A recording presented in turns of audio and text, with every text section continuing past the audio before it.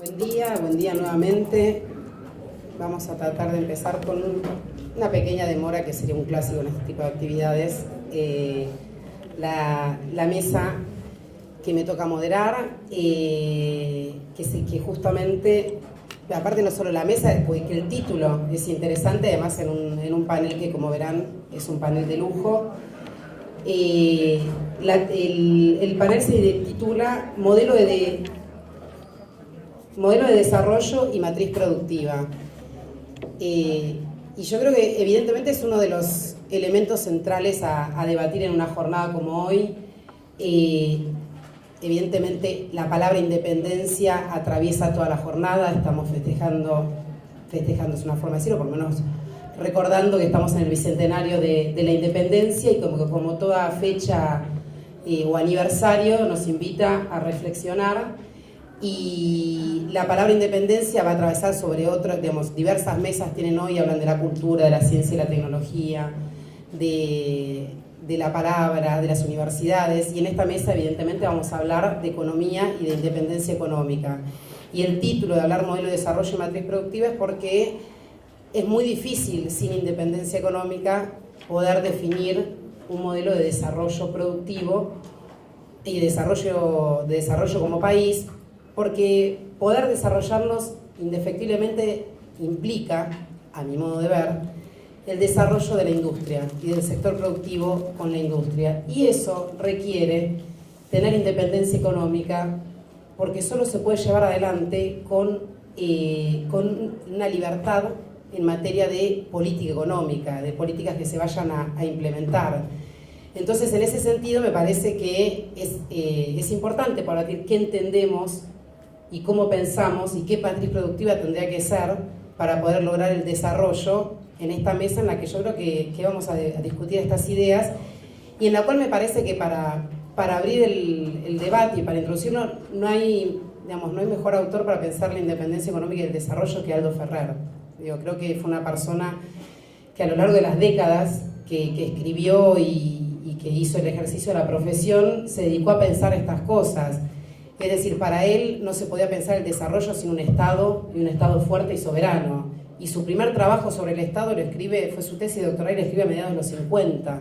Entonces, ¿y por qué un Estado fuerte y soberano? Porque muy al contrario de lo que se suele creer ahora, se necesita un Estado fuerte para poder tener empresarios nacionales, innovadores, y que conformen eso que muchas veces hablamos que es la burguesía nacional, porque no se puede pensar un modelo de desarrollo de país sin empresarios nacionales. Y esto no quiere decir ni que nos cerremos al mundo, que las empresas transnacionales son malas y unos son buenos, no es una cuestión de bondad o no, sino es donde se toman muchas de las decisiones de política económica, muchas de las decisiones de inversión, por ejemplo en ciencia y tecnología.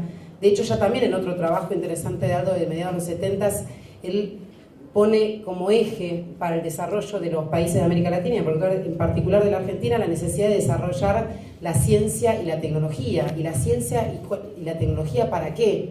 Para incrementar la productividad y para mejorar la calidad de vida de los argentinos. Y dice algo más que me parece que es interesante, y a mí me gustaría leer la cita completa, es bastante breve, pero me parece que es muy clara, porque en ese momento dice: tanto la planificación económica y social como la científico-tecnológica estarán determinadas por el proyecto político de cada país, concebido en su dimensión interna de distribución del poder y el ingreso, y en su dimensión externa de ubicación en el contexto internacional.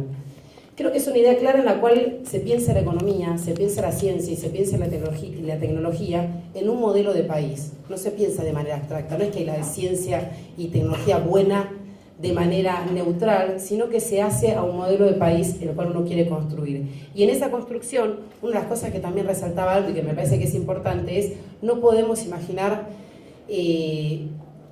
construir el desarrollo de un país soberano sin un pensamiento propio. No se puede construir con el pensamiento hegemónico construido en otro lado, porque el pensamiento se construye en base, se arraiga en el interés propio. Ha sido así para todos los países, desde los países asiáticos a Estados Unidos, Europa, todos han tenido sus propias ideas y sus necesidades para llevar adelante su modelo de desarrollo productivo propio. Entonces creo que eso es fundamental. Y para abonar a este pensamiento propio es que se necesitan espacios como la jornada de hoy y, digamos, el cierre de todo este foro que ha venido habiendo. Así que en ese sentido para mí es un gran honor presentar a este panel que me acompaña hoy. Tenemos a Claudio Lozano, exdiputado nacional, dirigente de Unidad Popular, bueno, 3 economistas de hecho, así que no me voy a presentar. Somos 3 economistas, en el cual está Claudio, está Fernando Porta, que además de ser el director del doctorado de la UNC, es el director académico del CIECTI, y bueno, con quien ya llevo, no quiero decir cuántos años llevamos compartidos en la profesión, ha sido jefe mío, director en mi jurado de tesis y doctorado, además ya son muchos años, así que lo dejamos ahí. Y Mercedes Marco del Pon, ex presidenta del Banco Central de la República Argentina y actual presidenta de FIDE y miembro activa del grupo del Plan Fénix, a quien también todos conocen. Así que bueno, con este panel de lujo los dejo. Claudio, empezamos contigo. Bueno, buenos días. Es antes de la 1, ¿no? Buenos días a todas, a todos. Gracias por la oportunidad.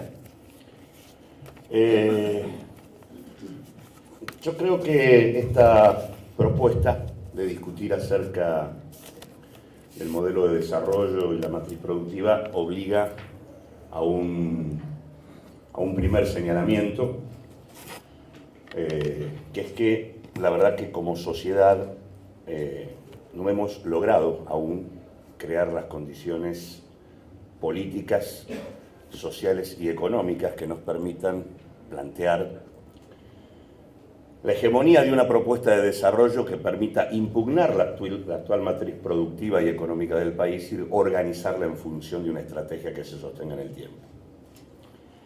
A 200 años de la independencia, la impresión que uno tiene es que estamos en serios problemas.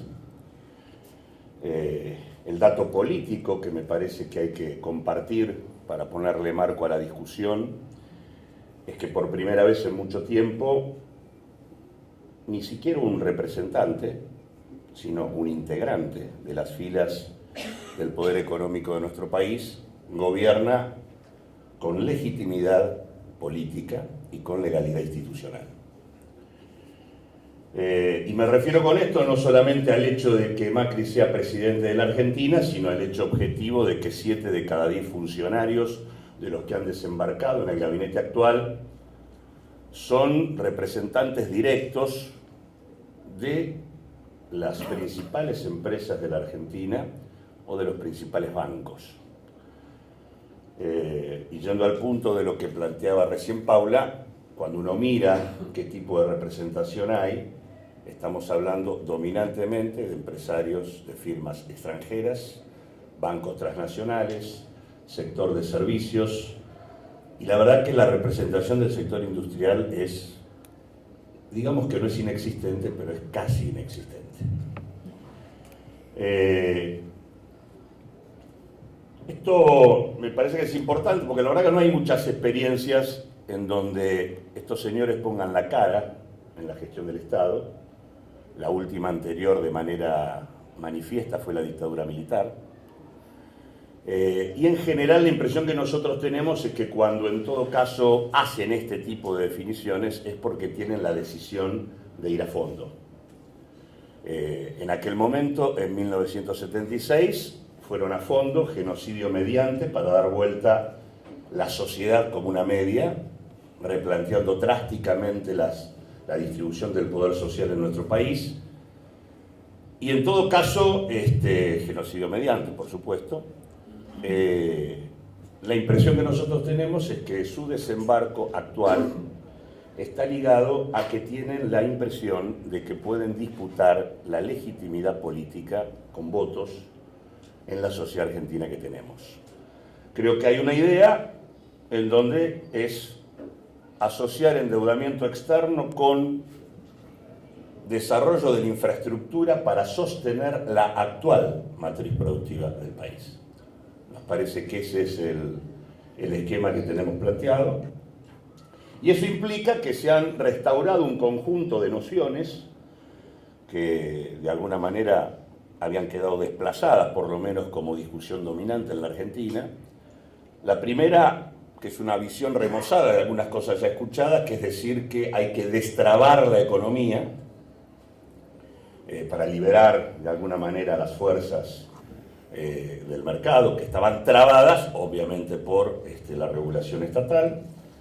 En segundo lugar, plantear una mirada absolutamente acrítica de la idea de la apertura al mundo, una idea de volver y pensando que la incorporación en el capitalismo global y competitivo da como resultado un futuro venturoso para nuestra perspectiva y nuestro desarrollo.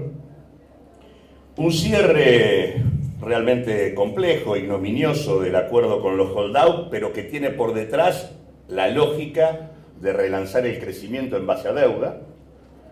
Y en cuarto lugar, la idea de la inversión extranjera como motor del proceso de desarrollo productivo del país. Dicho de manera sencilla, lo que uno observa es que tenemos frente a nosotros un conjunto de hechos, de ideas y de definiciones que ya conocemos, que en realidad han sido responsables de buena parte de los problemas que hemos tenido como sociedad, y que tienen mucho que ver con las características, estas políticas, con las características de la matriz productiva que tenemos hoy, matriz que se comenzó a configurar a partir de la implantación en la etapa de la dictadura, que tuvo que ver con la reconversión vivida en el marco de los 90 y que no pudimos modificar en la etapa pasada.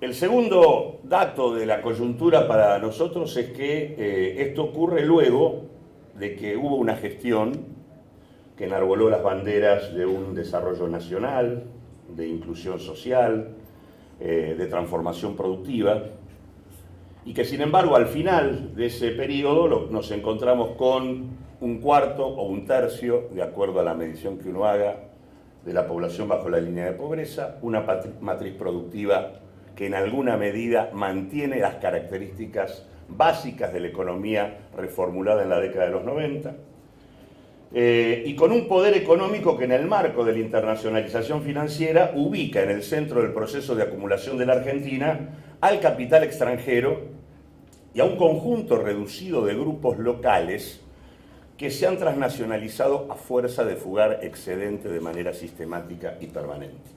Cuando uno analiza el panel de las 200 firmas más importantes de la Argentina en los últimos 15 años, se encuentra que la comparación 2014-2001 implica un aumento de la concentración de la economía, implica un mayor peso de estas firmas en el control sobre el Producto Bruto y su presencia dominante en los principales mercados.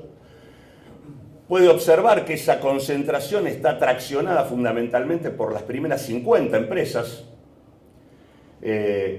50 empresas que son determinantes a la hora de hablar de precios, a la hora de hablar de distribución del ingreso, a la hora de hablar de tipo de cambio, que son dueñas de buena parte de los dólares que genera la Argentina.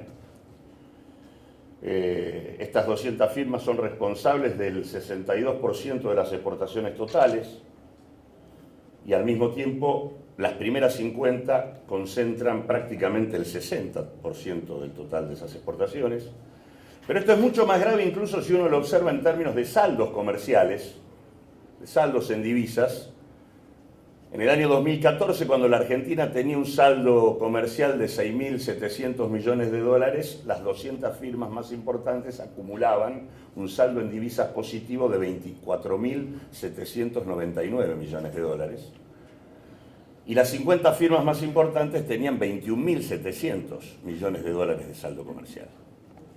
Es decir, estas 50 empresas tienen el grueso de la provisión de los dólares de nuestro país, multiplicando prácticamente por 3 el saldo comercial global de la Argentina.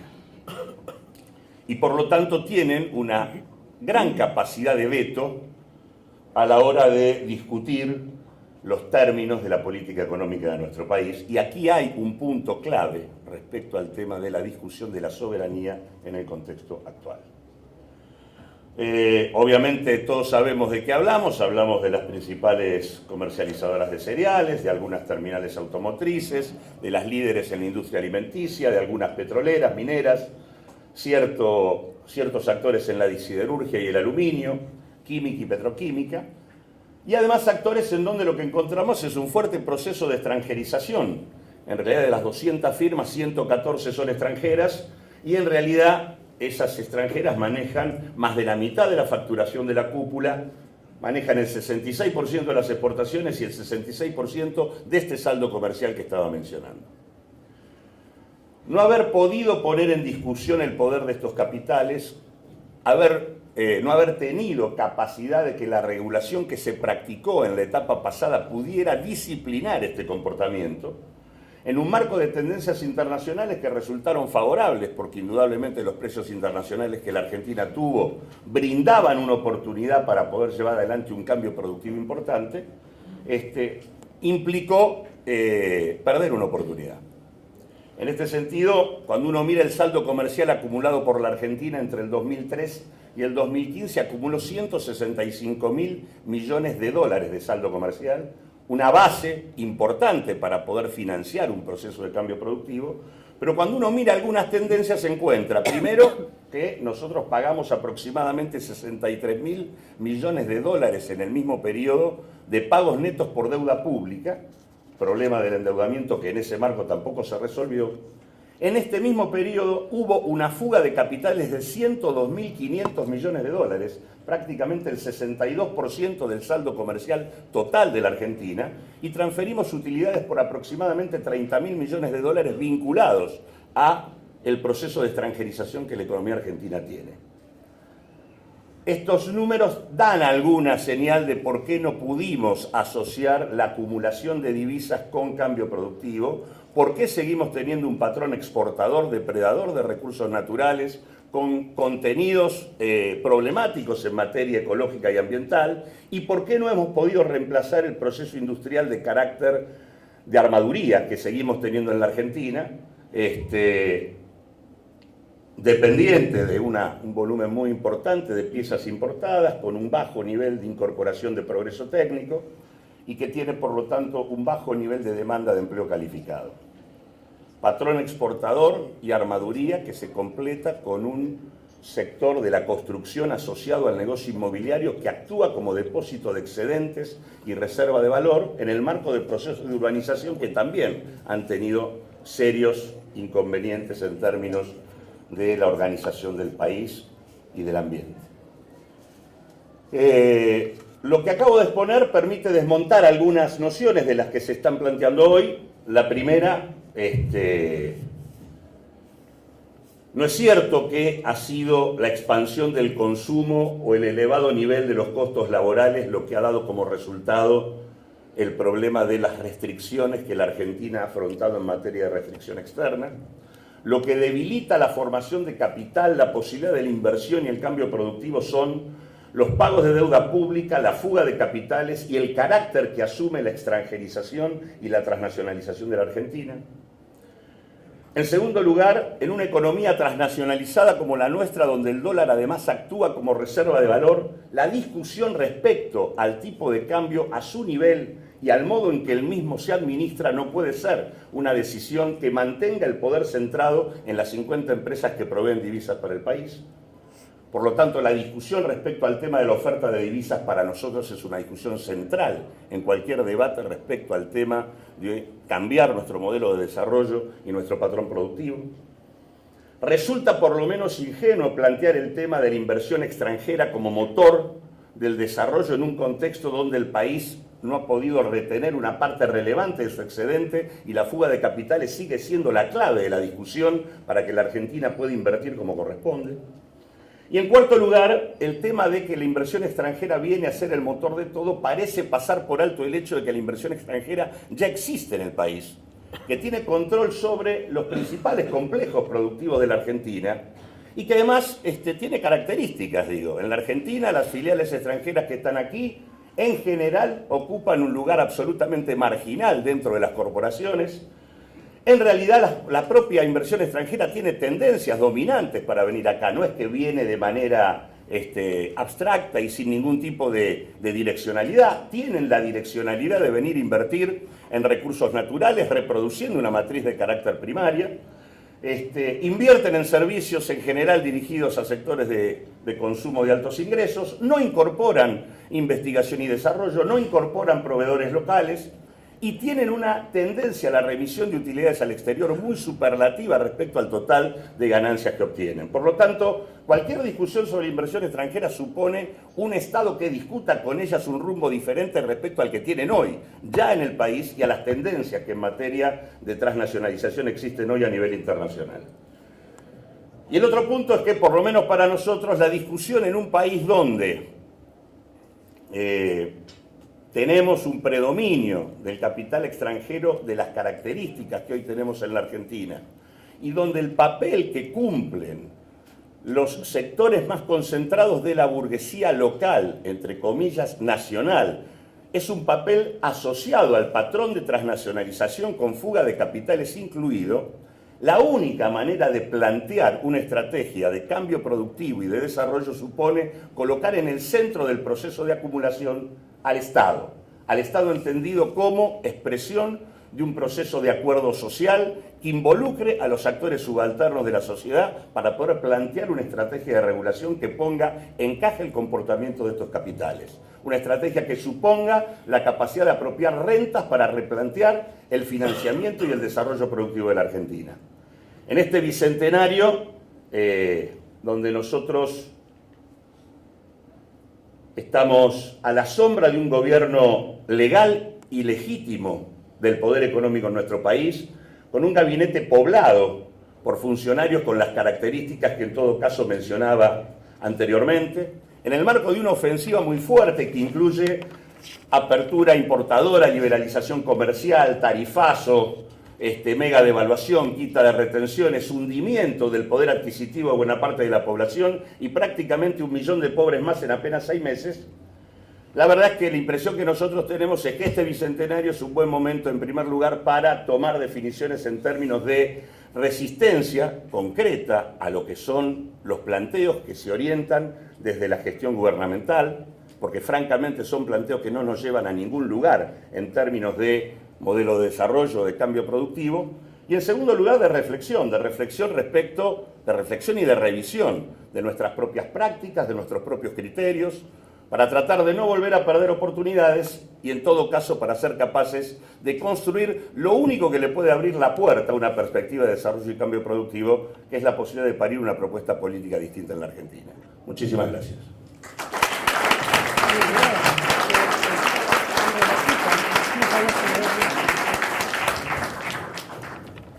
Bueno, ahora le paso la palabra a Fernando Porta.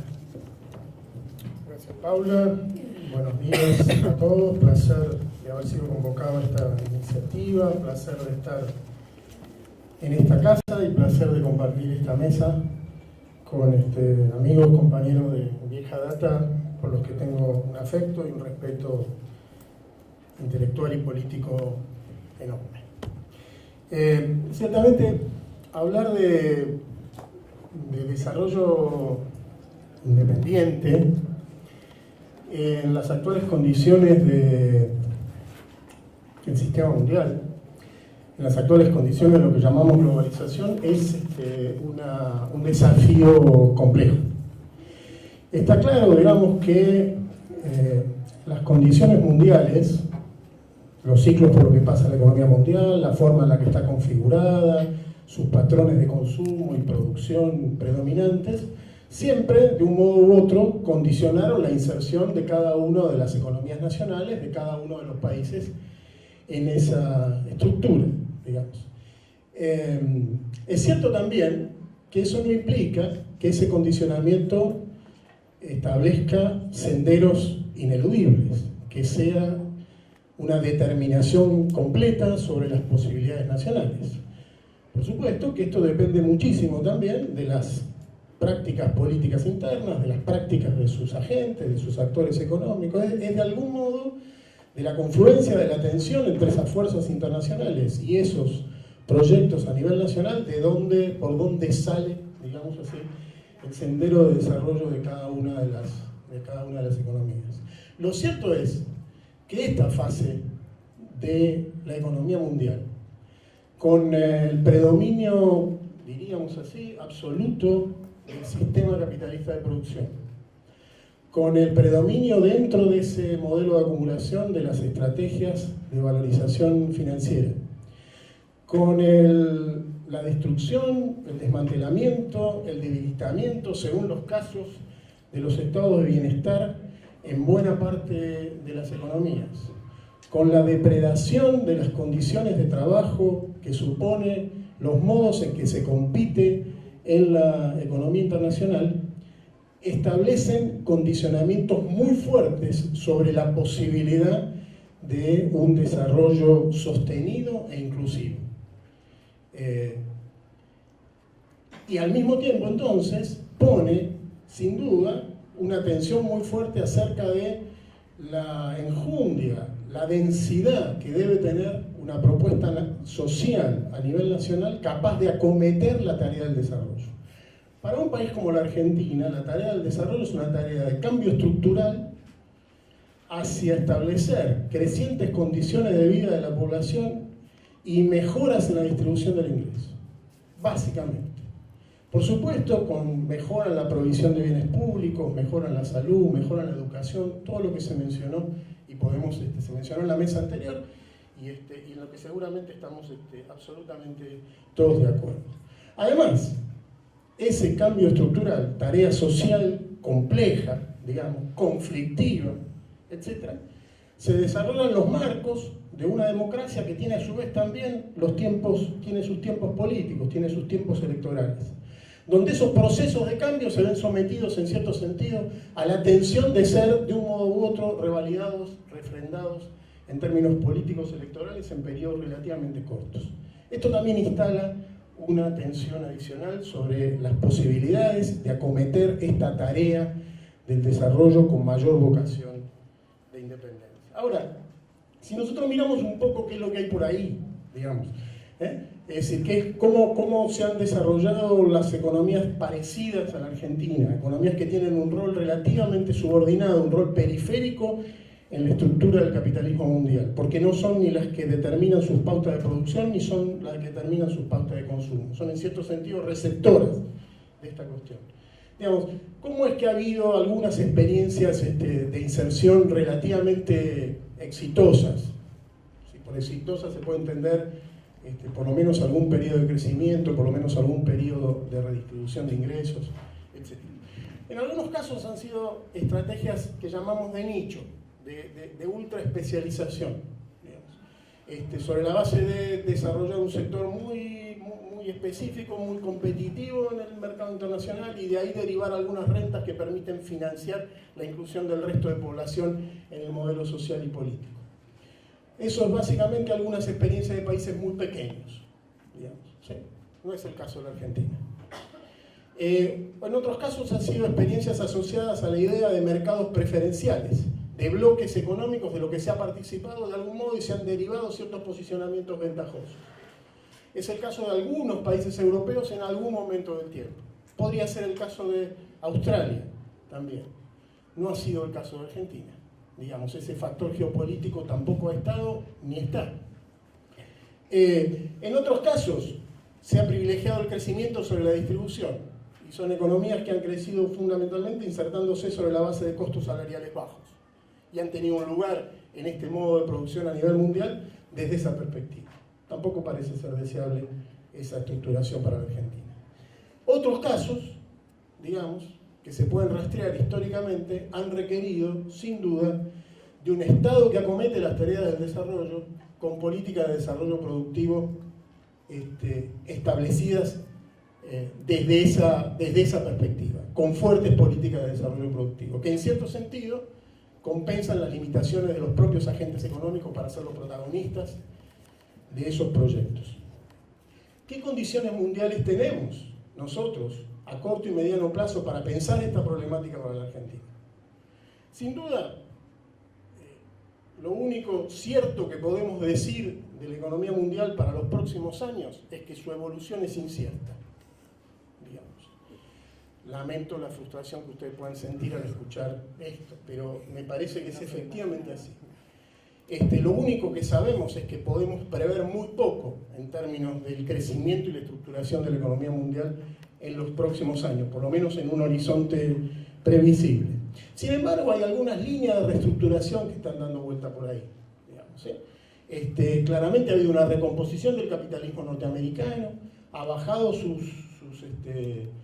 costos de la energía, ha retomado una política industrial activa y esto lo ha instalado en un sendero de nuevo crecimiento como crecen las economías desarrolladas, relativamente poco. Europa está sumida en la crisis que todos conocemos y Asia va hacia un crecimiento bastante menor al que ha tenido hasta ahora, digamos. Lo que ha sido nuestra ventaja en los últimos años, que es la idea de demanda y precios elevados de las materias primas, parece haber entrado en algún amesetamiento, digamos. Es decir, parece ser poco lo que podemos derivar del dinamismo de la economía mundial en los próximos años. Entonces, ¿qué opciones estratégicas tiene la Argentina? La estrategia de nicho no le da, porque es un país demasiado grande para esa estrategia. No es Uruguay. Si pudiéramos pensar en un Uruguay como un caso donde los recursos naturales son suficientes para financiar finalmente el desarrollo de 3 millones de personas. No es el caso de Uruguay. Argentina tampoco es un país de dimensiones continentales, con lo cual podríamos pensar en una especie de desarrollo plenamente autocentrado. Es decir, que de algún modo tiene que combinar una inserción internacional, un desarrollo de su propio mercado interno con una inserción internacional ventajosa. Queda claro que con los recursos naturales no alcanza. Por supuesto, es parte de nuestra matriz productiva y tenemos que ver qué hacemos con ello. Seguramente hacer mucho más de lo que hemos estado haciendo hasta ahora. Pero está claro también que aún escalando esa escalera productiva en recursos naturales no nos da, no es suficiente para incluir al conjunto de la población en esa perspectiva. Crecer sobre la base de mano de obra barata, competir sobre la base de mano de obra barata, sin duda no es deseable, pero tampoco es una posibilidad para la Argentina, digamos. Felizmente uno de los activos importantes de la sociedad argentina es tener una capacidad de reivindicación sobre sus ingresos personales muy alta. Y por eso se instala también una característica particular de nuestra sociedad, que es una sociedad con un nivel de puja distributiva importante. Y buena parte de los niveles inflacionarios relativamente altos que siempre hemos tenido en los últimos 40 o 50 años tiene que ver con esta condición. Al mismo tiempo es una economía muy diversificada. Tenemos una historia industrial centenaria. Tenemos recursos naturales de diversa naturaleza, mineros, agrícolas, ganaderos, forestales, etc. Esto ha dado lugar a lo largo del tiempo a una estructura muy diversificada en términos de su desarrollo, digamos. Esto también es un activo social. Acá también hay un capital social importante, acá también hay destrezas, acá también hay acumulación de capacidades, acá también hay acumulación de conocimientos. No nos podemos dar el lujo de elegir algunos sectores por sobre otros. Digamos, nuestra historia diversificada no nos lleva hacia ese punto. Entonces, Claudio ha mencionado recién y yo suscribo su diagnóstico sobre la estructura productiva argentina. La estructura productiva argentina es una estructura, más allá de que, como dije, es histórica y diversificada, tiene relativamente poca calidad.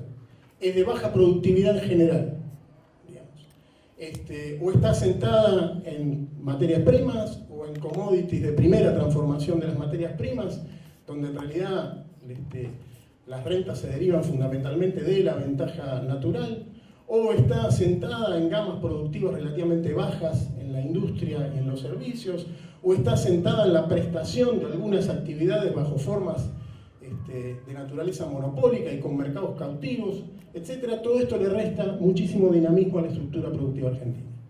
Además tiene una estructura de gobierno, Claudio también ha mencionado cosas sobre estas, que es muy poco promisoria para pensarla como agente de cambio. Claudio mencionó las características de las empresas, de las filiales de empresas transnacionales en Argentina, digamos, no desarrollan ninguna de las actividades relativamente interesantes que podría estar en esas empresas cuando las pensamos con empresas de punta. Somos un país muy transnacionalizado que no recibe ninguna de las ventajas eventuales de serlo, digamos así, sino que paga bastantes de sus costos. Nuestros grandes grupos locales, su estrategia de valorización, su estrategia de rentabilidad ha estado asociado a distintas formas de transferencia, a distintas formas de captura de rentas extraordinarias en los últimos 50 o 60 años.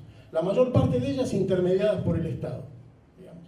Y esto tampoco los hace claramente sujetos de un cambio activo en la dirección en la que estamos pensando. El fuerte universo PYME es un universo sobreviviente, es un universo que en este capitalismo es un actor secundario agredido por todas estas condiciones y que su sobrevivencia depende también de que practique conductas que también son depredatorias de las relaciones sociales, de las relaciones de trabajo, etcétera, etcétera. Entonces también ahí, digamos, tampoco tenemos actores en ese sentido con capacidad de transformar esa estructura. La experiencia de las administraciones kirchneristas, que claramente fueron un intento de generar un proceso de redistribución de ingresos significativo.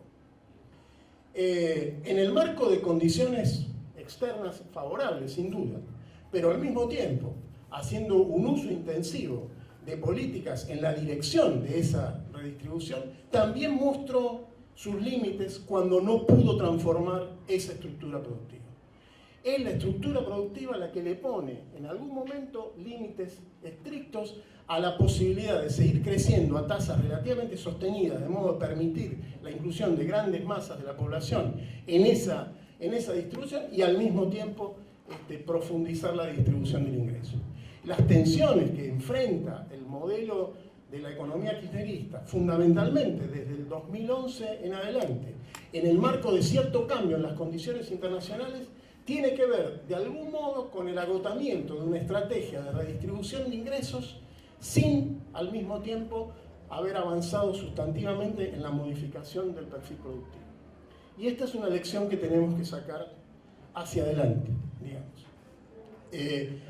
No basta con crecer para modificar el perfil productivo. No basta con alimentar la demanda para modificar el perfil productivo.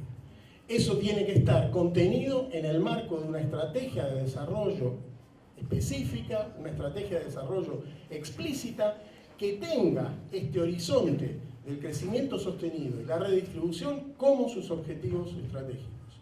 Alguna vez, yo no me acuerdo quién fue que lo dijo primero, si Alfredo Zayat o Cristina Kirchner, pero uno lo tomó de otro, se definió a la experiencia kirchnerista como que no era estrictamente un modelo, sino que era un proyecto político con objetivos económicos.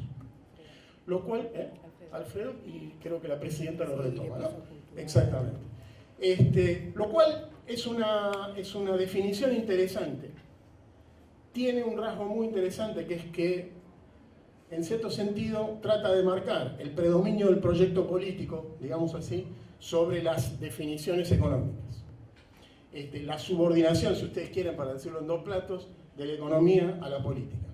Al mismo tiempo, la garantía de que esos objetivos económicos puedan ser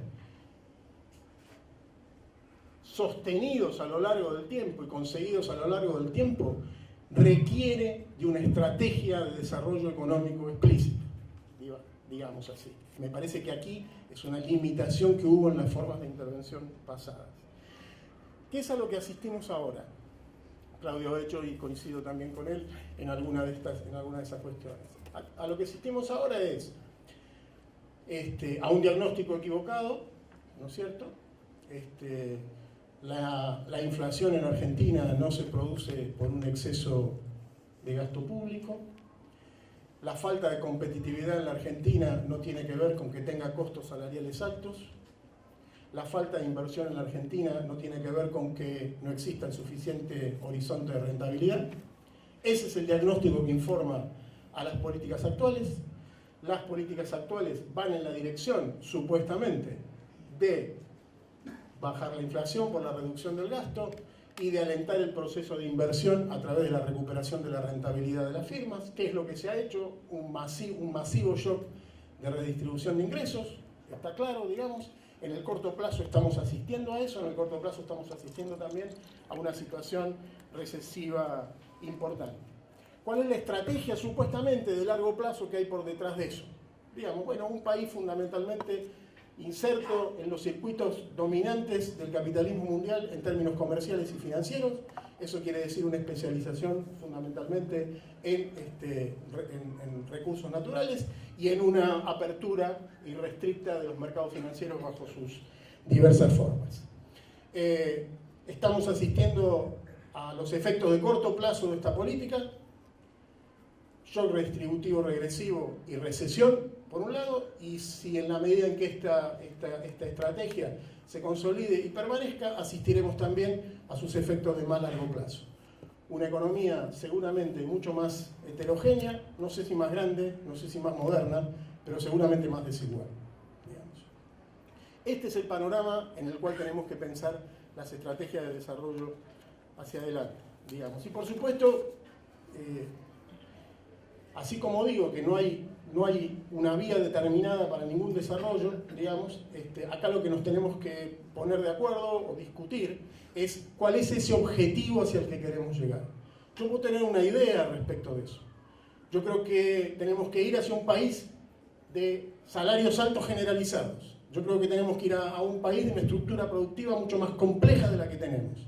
Pero esa puede ser mi pensamiento respecto de cómo estos problemas o cómo la vía del desarrollo podría canalizarse. Pero seguramente en esta audiencia y en esta mesa podemos discutir sobre esas cuestiones, digamos. Ahora, permítame terminar con un par de referencias anecdóticas, o digamos así. Hay una vieja canción de Silvio Rodríguez. Todos acá, veo una audiencia que está promedio 45 para arriba. Atrás, No es desconocido. Bueno, acá hasta donde llego a ver, es por esto, ¿no? Pero digo, Silvio Rodríguez decía que había 3 hermanos que tenían que llegar a un lugar. Y ese lugar quedaba lejano y el camino era escabroso. El primero salió y se preocupó mucho por sortear las dificultades del camino. Y en ese corto plazo de andar, y para no tropezarse, etc., se perdió y nunca llegó a donde tenía que ir. El segundo, con esa experiencia, miró todo el tiempo en el objetivo final. Se la pasó tropezando, cayéndose, y nunca llegó al objetivo final. El tercero, finalmente, es desalentador lo que voy a decir. El tercero, finalmente, con esta experiencia, puso un ojo en el camino y un ojo en el objetivo. Se volvió loco. La segunda experiencia que quiero mencionar es de un amigo mío brasileño que me contaba una historia que no sé si es cierta, pero si no lo es, el entrovata, y por lo tanto vale la pena referirla, que dice que una vez alguien, estando en Río de Janeiro, le preguntó por una dirección, cómo hacía para llegar a tal punto. Entonces él le empieza a explicar, le dice, bueno, tiene que tomar por acá, no, por ahí no, vaya por acá y después cruza, no, tampoco. Bueno, entonces mejor va, ¿sabe lo que pasa? Para llegar hasta ahí, usted está en un mal lugar ubicado ahora.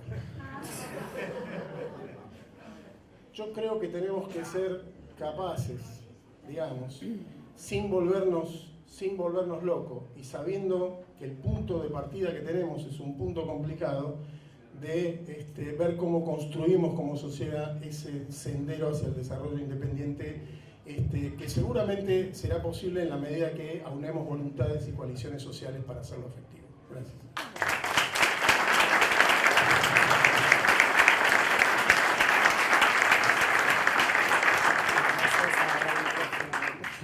Bueno, ahora Mercedes. Ya agarra el micrófono, ya saben. Ahora sí, buenas tardes. A ver.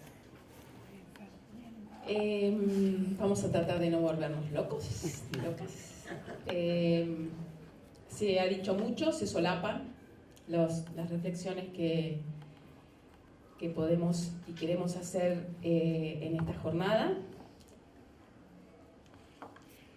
Yo quisiera empezar con algunas reflexiones que surgen de una actividad que tuve ayer a la tarde, en un taller con el representante, el secretario de Investigaciones, director de Investigaciones de la OIT, Raymond Torres, que por paso a la Argentina, hizo un diagnóstico de cómo la OIT está mirando la problemática del trabajo y la crisis del trabajo. Es para volverse loco, realmente es para volverse loco en términos de lo que es la situación actual y las perspectivas y cuáles son las principales tendencias que se advierten en el comportamiento del mercado de trabajo y la concepción ideológica hegemónica que está conduciendo a esa crisis del empleo, donde, por ejemplo, dio un dato como que el 47% hoy de los empleos en el mundo están en peligro, que lo que predomina en el mercado de trabajo es la inseguridad y es el sentimiento de la inseguridad, de la pérdida del empleo, que las tendencias son no solamente una insuficiencia de demanda de empleo, sino fundamentalmente una insuficiencia de demanda de empleo digno, que las tendencias son hacia la flexibilidad, que la tendencia es hacia la precarización, al debilitamiento de la organización y la capacidad de lucha gremial de los sindicatos, que la tendencia es hacia una acelerada declinación en la tasa de asalarización. Y fue interesante porque cuando planteaba esto, que tiene obviamente ramificaciones políticas, sociales enormes, entre otras cosas, como esto conducía, además ellos estaban advirtiendo a una creciente fragmentación política y ya llegó hasta extrapolar fenómenos como el Brexit y como lo que está pasando con Donald Trump en Estados Unidos, quiénes son los colectivos políticos que están detrás, y bueno, y aparecen estos excluidos, muchos de estos excluidos por este proceso descarnado que se está viviendo a nivel global. Y ahí retomo algunas de las cosas que recién planteaba Fernando, porque lo interesante de este análisis, de este diagnóstico, es que entonces incorporan el fenómeno más global, que creo que es el que siempre tenemos que tener presente cuando abordamos la problemática nuestra en el contexto internacional, que es el contexto de cómo está funcionando el capitalismo. Claramente esto lo imbricaba como esto se asocia y se vincula al proceso de financiarización, ¿sí? Y que esta es una contracara del proceso de financiarización que vive el capitalismo en casi ya 4 décadas. Los últimos datos que da la CEPAL cuando analiza la situación internacional vuelve a este número para mí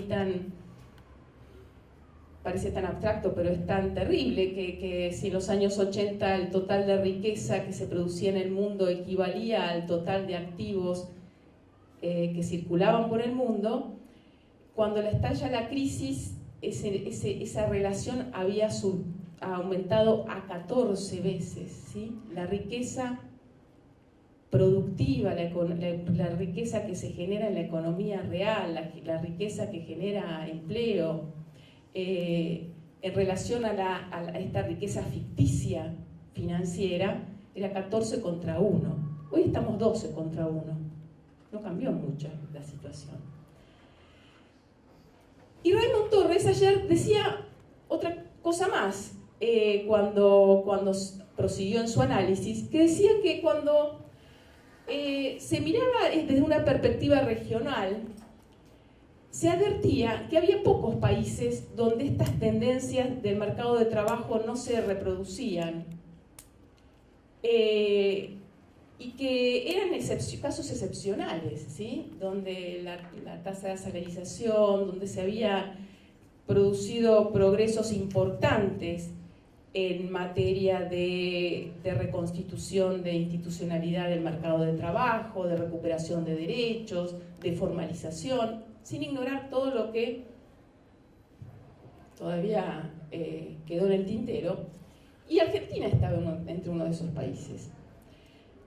Y cuando planteó este diagnóstico global y particular de la Argentina, a mí me hizo un clic, porque yo desde hace bastante tiempo, cuando trato de analizar nuestros 12 años de gobierno kirchnerista, logro la síntesis de la reivindicación fundamental en que durante 12 años el kirchnerismo logró poner un paréntesis al proceso de financiarización en Argentina. Que el kirchnerismo hizo todo un esfuerzo enorme, a veces deliberado y a veces espontáneo, para reivindicar la acumulación productiva y no la acumulación financiera. Entonces, cuando él hacía este relato, cuando el referente de la OIT hacía ese relato, yo pude hacer algo que es casi elemental, pero decir, claro, ¿cómo no somos una excepción si durante toda esta década, aún después de la crisis, el rumbo hegemónico del capitalismo es la valorización financiera? Y Argentina hizo un esfuerzo durante todos estos años para reivindicar y para promover la acumulación productiva. Y entonces ahí se vinculan esta descripción de las tendencias en términos redistributivos a las que hacía referencia recién Fernando. Y fue curioso porque en un momento de la exposición planteó, claro, 12 años que Argentina fue a contrapelo de estas tendencias de degradación del mercado de trabajo, encontró su límite, justamente, y lo planteaba como que la relación causal era que habíamos encontrado el límite por haber ido a contramano de lo que son las tendencias inevitables del funcionamiento del capitalismo. Y entonces ahí sí aparece, y claramente, la cuestión que hoy nos convoca a 200 años de la independencia de la Argentina, que es esto que planteaba recién Fernando. En realidad el límite a este proceso redistributivo de inclusión no se originó en haber ido a contramano de esas tendencias. Fue lo que posibilitó la recuperación en materia de derechos y de redistribución. Fue la reaparición de la vieja cuestión de la restricción externa vinculado al perfil de especialización, vinculado a la cuestión que tanto Claudio como Fernando plantearon en términos de matriz productiva. Sin duda hubo crecimiento industrial, hasta el año, ahora con las nuevas cuentas nacionales, sabemos que hasta reformadas, que hasta el año 2009 la industria creció como el producto, de hecho hubo crecimiento del empleo industrial, gran parte de esta formalización se vinculó al proceso de crecimiento industrial, pero sabemos que crecimiento industrial no es lo mismo que transformación industrial. Y eso quizás es lo que nos queda en el tintero. Pero creo que tenemos que hacer un esfuerzo. Insisto, porque cuando nosotros tenemos que analizar lo que está pasando en nuestro país, replantear, repensar y proponer, es muy importante que tengamos la capacidad de dilucidar en cada etapa histórica cuál es la contradicción principal con las posibilidades del desarrollo. Y yo creo que claramente en esta etapa del capitalismo la contradicción principal es la financiarización. Ahora, hay otras fuentes de restricción externa que históricamente y recurrentemente bloquearon nuestras posibilidades de crecimiento sostenido con inclusión, que son estas otras manifestaciones que quizás no estaban tan presentes en el primer centenario, pero predominan a nivel internacional, sobre todo desde mediados de la década de los 70, que tiene que ver con la subordinación financiera, con una pata en el endeudamiento sin contrapartida, y con la otra pata que es la lógica de la especulación financiera y la apertura de la cuenta capital para habilitar ese ingreso de capital especulativo que venga a valorizarse financieramente y después, como sabemos, se va y deja el tendal. Y cuando uno mira desde la perspectiva histórica también de estos últimos 12 años, aunque estamos muy cerquita para sacar conclusiones concluyentes, valga la redundancia, lo que se advierte, a mi juicio, es que la restricción externa que aparece no está vinculada al tema de la deuda. Argentina se desendeudó. Yo ahí tengo un matiz, yo creo que fue una ampliación maravillosa de soberanía haber desendeudado a la Argentina. Creo que fue una manifestación maravillosa de soberanía habernos sacado de encima al Fondo Monetario Internacional. Y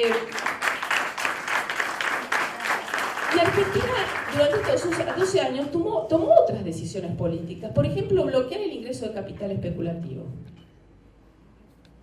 Y eso fue distinto, ¿eh? En la región no predominaba esta misma tendencia. Era el ciclo alcista de los precios internacionales y el ciclo alcista de los capitales especulativos. Ahí hubo una decisión política de frenar el ingreso de capital especulativo, que a mi juicio está íntimamente vinculado a esta definición política de la acumulación productiva vis a vis la acumulación financiera. Entonces, cuando empiezan a aparecer estos límites hacia allá el año 2010, 2011, al crecimiento, y empiezan a aparecer los viejos problemas de sector externo, que es el límite estructural que encuentran los países subdesarrollados. En un país subdesarrollado no detiene su crecimiento porque tiene déficit o porque tiene pleno empleo o porque llegó al máximo de sus capacidades instaladas. Generalmente lo que ocurre es que llegamos al límite del crecimiento cuando nos faltan los dólares, y nos empezaron a faltar los dólares. Ahora, ¿nos faltaron los dólares porque habían ingresado para especular en la Argentina y se habían mandado mudar? No, eso no ocurrió en la Argentina porque habíamos evitado el ingreso de capitales extranjeros al mercado financiero local. Nos faltaron los dólares porque el peso de los compromisos de pago de deuda había venido creciendo y era insostenible. No, porque se redujo sensiblemente el peso, la participación de los intereses de la deuda en lo que eran el déficit de cuenta corriente y también en los gastos fiscales.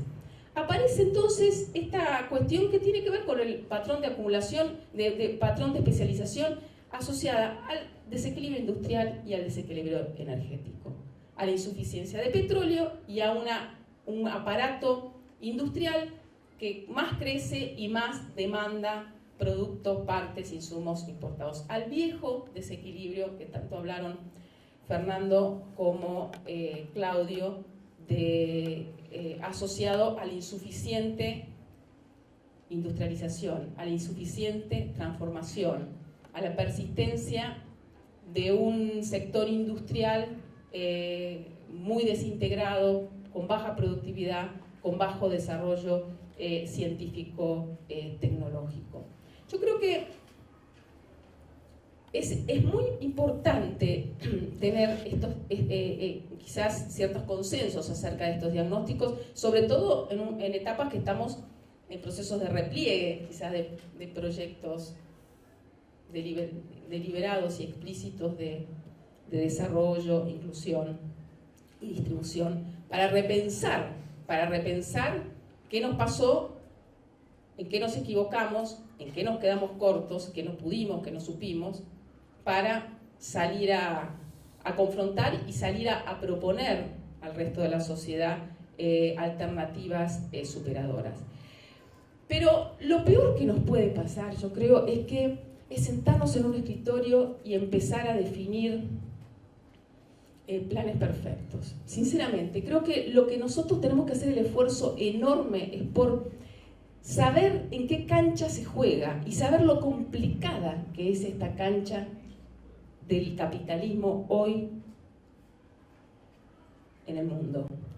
Saber que todas estas propuestas que estamos planteando van a contramano, como recién le hacía referencia a lo que es el devenir casi inevitable, se advierte así, porque no hay capacidad de reacción de lo que son las tendencias en materia de gobernabilidad o de gobernanza del mercado de trabajo. Esto se reproduce y se reproduce y se reproduce en una situación de crisis que, como bien decía Fernando, para ser optimista, lo que más podemos decir es que es incierta. Ahora, el rol del Estado, y tomo entonces lo que planteaba Paula. En este contexto donde todo lo que se plantee en términos de salida superadora supone ir a contramano de estas tendencias predominantes, de estos intereses muy fuertes, de estos intereses que estuvieron muy agazapados, más o menos empoderados durante estos 12 años, que claramente nuevamente se han hecho cargo del poder en la Argentina, supone también entender que es el Estado el que tiene que planificar el desarrollo. Yo no creo que hayas querido decir esto, pero un poco lo dejaste al pasar, que no podemos elegir sectores. Es cierto que se hace difícil elegir sectores, pero hay que identificar y elegir los sectores. No solamente hay que identificar y elegir los sectores para promover ese cambio estructural, sino que también hay que identificar y elegir a los actores económicos. Porque la discusión en la que podríamos seguir otra tarde acerca de qué burguesía empresaria, qué empresarios, con quiénes vamos a asumir el desafío del cambio estructural, con qué empresarios, con qué política se busca seguir reduciendo el espacio para la acumulación rentista que hoy está nuevamente vivita y coleando en la Argentina, pero que también es una tendencia inherente al funcionamiento del capital. ¿Y cuál es el rol del Estado? Yo creo que si uno toma determinadas experiencias de los últimos años en materia de recuperación de iniciativa y de capacidad de transformación y de intervención virtuosa, aparece el Estado con YPF, aparece el Estado produciendo satélites, aparece el Estado produciendo radares, aparece el Estado asociándose, aparece el Estado interviniendo directamente en la generación de nuevas empresas o en la asociatividad para promover y forzar el cambio estructural. Efectivamente, coincido con lo que se ha planteado, que la inversión, las multinacionales, cada vez menos el interés de las multinacionales coincide con las prioridades de los países nacionales. Cada vez menos en este proceso de dislocación, de maximización de la ganancia a nivel del escenario internacional, cada vez menos en este proceso de financiarización que atraviesa claramente toda la operatoria de las grandes empresas multinacionales. Entonces, el rol del Estado es fundamental en la etapa que viene, planificando cuáles son las prioridades y cuáles van a ser los actores y cuáles van a ser las políticas, pensando que la industrialización y el cambio estructural no se logra desde una buena política industrial, sino que se logra de una coordinación y de articulación de todas las políticas públicas, donde la política de infraestructura es política industrial y debe ser política industrial y debe ser política científica tecnológica, donde la política de salud tiene que ser además una política industrial y de desarrollo científico-tecnológico. Esta articulación que nosotros quizás también, mirado en perspectiva, no la supimos implementar plenamente. Quizás todas estas cosas parecen abstractas porque obviamente nuevamente en Argentina la contradicción principal vuelve a ser esto, un gobierno que quiere volver a ese viejo proyecto agropastoril, agroexportador del primer centenario, con el vínculo directo a una subordinación plena y absoluta a la lógica de la financiarización. En eso estamos. Yo creo que y por eso celebré tanto todos estos encuentros que se han hecho con el pretexto del Bicentenario, pero que en realidad tiene que ser, como hoy se dijo temprano en la mañana, el puntapié inicial de muchos más de estos debates, que lleven no solamente a buenos papers y trabajos científicos, sino fundamentalmente a la concientización política, a la organización y a la movilización. Es el mejor homenaje para este segundo centenario. Gracias.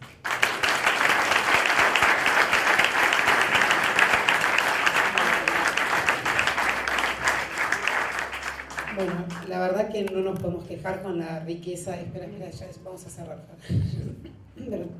Perdón, con la riqueza de las exposiciones de hoy, la verdad que nos encantaría poder abrir al debate, lo que pasa que los expositores se tienen que ir, estamos casi a 1:30, o sea que no vamos a poder hacerlo, es el puntapié inicial, como bien se dijo, yo creo que escuchándolos están todos los temas planteados que se requiere para el debate y para la necesidad de discutir y ver cómo hacer hacia adelante, porque tanto los temas, la inserción internacional en el mundo, qué modelo de país queremos, qué desarrollo industrial, cómo tiene que ser la producción y no las finanzas las que motoricen este proceso, el rol que cumple el Estado, el rol que cumple, que me parece interesante, el empresariado nacional, porque nos guste o no nos guste, digo, yo no conozco ninguna experiencia que se haya hecho con empresarios importados, así que podemos importar un montón de cosas, pero los empresarios no, o sea, porque importar empresarios sería transnacionales, y no conozco ninguna experiencia que solo se haya hecho en base a transnacionales. Entonces está claro que todos estos temas... Pero por ahí podemos exportar ¿Podemos? lo que tenemos. Claro, yo creo que esa es la salida Sería más bueno adecuada. exportar lo que Exportarnos, tenemos, claro. pensar de otra manera. Bueno, son... ¿Eh? ¿No podemos? Bueno, hay que ver pues la inserción internacional que queremos. Quizás no sea daño eso. En todo caso, realmente creo que están todos los elementos planteados. Quisiera poder terminar con más optimismo esta mesa que las dos anécdotas, entre comillas, de Fernando, que nos dejaron un poco pensar que alguien que mira para abajo y para arriba, en vez de volverse loco, fue una persona que fue capaz de realmente torcer el destino de la Argentina por 12 años, así que pensemos que no tan loco y es posible. Y por supuesto que con aciertos, con errores, con muchas deudas, pero también abonando lo que dice Mercedes, que es que tenemos que escribir muchos papers, pero la gran ventaja que tenemos es que los que estamos pensando esto, muchos, no todos, unos cuantos, hemos pasado por la función pública, entonces también conocemos las limitaciones que se tiene o cuál es la cancha que tenemos marcada, pero lo que no nos cabe duda es que en vísperas del Bicentenario no es con sumisión, sino con independencia que vamos a desarrollar la Argentina. Muchas gracias.